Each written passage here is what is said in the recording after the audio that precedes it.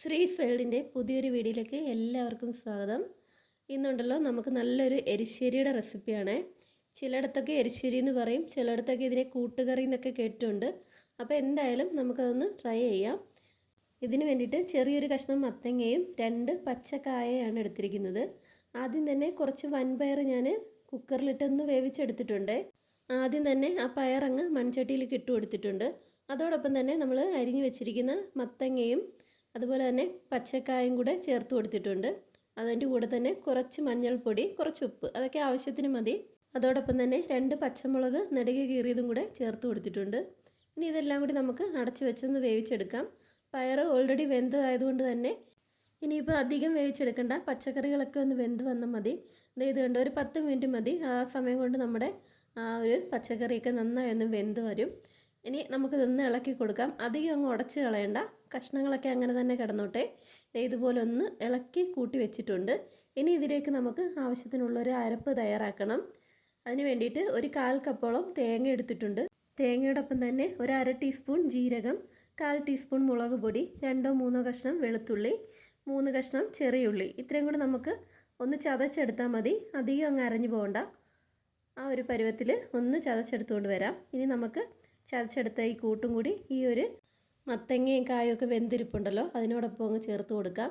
ഇനി ആവശ്യത്തിന് കുറച്ച് വെള്ളം കൂടി ഒന്ന് ഒഴിച്ചു കൊടുത്ത് നമുക്കിതൊരു കൂട്ടുകറി എന്ന് പറയുമ്പോൾ നമുക്ക് ഒത്തിരി അങ്ങ് ലൂസാവണ്ട, ഒരു തൊടുകറിയുടെയൊക്കെ ഒരു പരുവത്തിലാണ് നമുക്കിത് കിട്ടേണ്ടത്. അപ്പോൾ അതിനു വേണ്ടി മാത്രം വെള്ളം ചേർത്ത് കൊടുത്താൽ മതി. അപ്പോൾ ആവശ്യത്തിന് വെള്ളം ചേർത്ത് നമ്മൾ ഉപ്പൊക്കെ ഒന്ന് പാകമാണോ എന്ന് നോക്കിയിട്ട് ഒന്നും കൂടി ഒന്ന് അടച്ച് വെച്ച് ഒരു 2-3 മിനിറ്റും കൂടി ഒന്ന് വേവിച്ചെടുക്കാം. ഒന്ന് തിളച്ച് ഒന്ന് കുറുകി വരട്ടെ. ആ സമയം കൊണ്ട് നമുക്ക് ഇതിനുള്ള വറവിടണം. വറവിടാൻ വേണ്ടിയിട്ട് ഒരു ചീനിച്ചട്ടിയിലേക്ക് കുറച്ച് വെളിച്ചെണ്ണ ഒഴിച്ച് കൊടുത്തിട്ടുണ്ട്. അതിലേക്ക് കുറച്ച് കടുക് ഇട്ട് കൊടുക്കാം. കടുവിനോടൊപ്പം തന്നെ കുറച്ച് ജീരകം കൂടി ചേർത്ത് കൊടുത്തിട്ടുണ്ട്. ഇനി ഇത് രണ്ടും ഒന്ന് പൊട്ടി വന്നാൽ നമുക്കതിലേക്ക് ആവശ്യത്തിനുള്ള ചെറിയുള്ളി അരിഞ്ഞതും കൂടെ ചേർത്ത് കൊടുത്തിട്ടുണ്ട്. ഇനി ഇതിലേക്ക് നമുക്ക് മെയിനായിട്ട് വേണ്ടത് കുറച്ച് തേങ്ങയാണ്. ഒരു 1/4 കപ്പിൻ്റെ പകുതി തേങ്ങ മതി. ആ ചെറിയുള്ളി ഒന്ന് മൂത്ത് വന്നാൽ നമുക്കിതിലേക്ക് തേങ്ങ കൂടി ചേർത്ത് കൊടുക്കാം. ഇടയ്ക്ക് വറ്റൽമുളക് ഉണ്ടെങ്കിൽ അതും ചേർക്കാം കേട്ടോ. തേങ്ങ ഇട്ട് അതിനുശേഷം ഞാൻ കറിവേപ്പിലയും കൂടി ചേർത്ത് കൊടുത്തിട്ടുണ്ട്.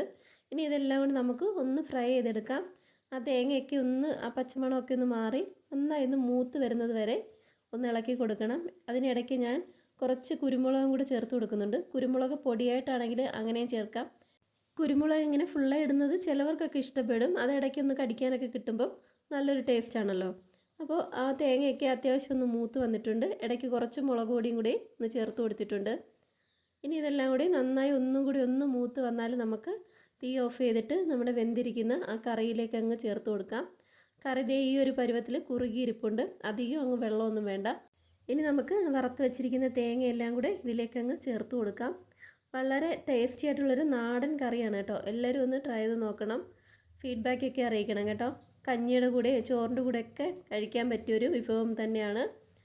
പണ്ട് കാലത്തൊക്കെ നമ്മുടെ വീടുകളിലൊക്കെ സ്ഥിരമായിട്ട് ഉണ്ടാക്കിയിരുന്ന ഒരു എരിശ്ശേരിയാണിത്.